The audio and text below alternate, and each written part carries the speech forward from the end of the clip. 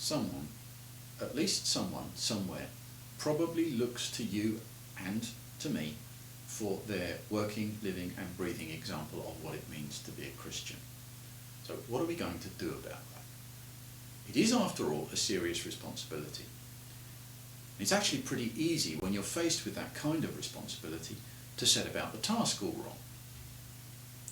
To quote from the writings of the great Ian Smale, "I don't want to be a Pharisee or anyone like that. It's stupid swallowing camels while straining out a gnat.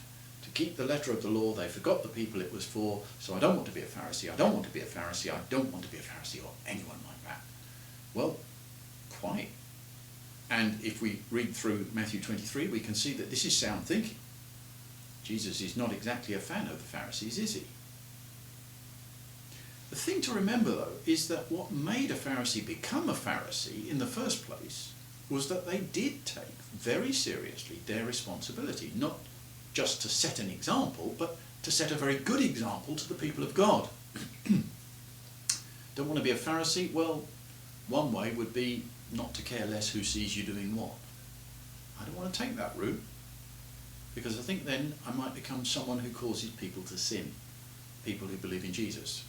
And according to Jesus in Matthew 18 verse 6, the crushing weight of that responsibility is more than we can bear. So back to Matthew 23, you read the first 15 verses and you think, I think anyway, of all the ways in which we are tempted to put a little bit of a gloss on our Christianity to make it sound more impressive than it actually is. For reasons that can run from not wanting to let the side down, to not wanting to lose my status as the Christian that another Christian looks up to, models themselves on. It's very tempting to exaggerate our discipleship, to talk a good game. If we do that, it's great fuel for our pride because we maintain that mystique in their eyes. They think, how on earth do they do that? As they try and imitate us. And the more they fail, the more impressed they are at our spiritual attainments. And they will fail.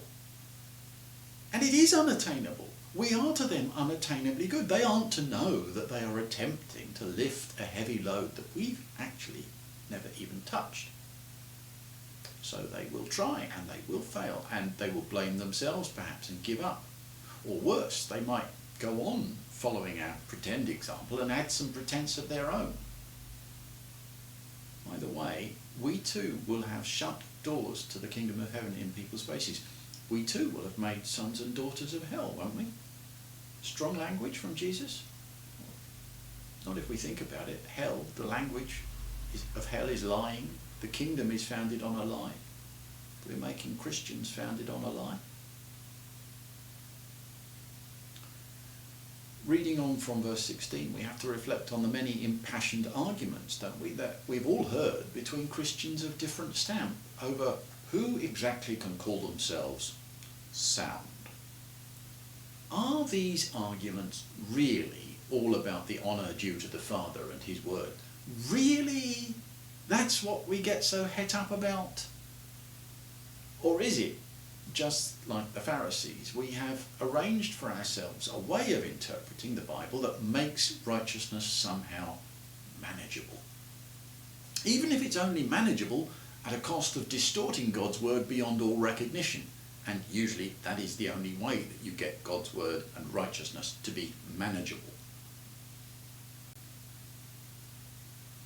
Even so, we've got a set of rules that we're really quite good at keeping, and according to these rules, we then look pretty good. So of course we're going to fight tooth and nail with someone who comes along with a different system which doesn't make us look so good. We have to protect our position, don't we? Well, no, of course we don't. People who genuinely walk in the footsteps of Jesus don't protect their position at all. They take up their cross instead. We read Matthew 16, 21 to 28.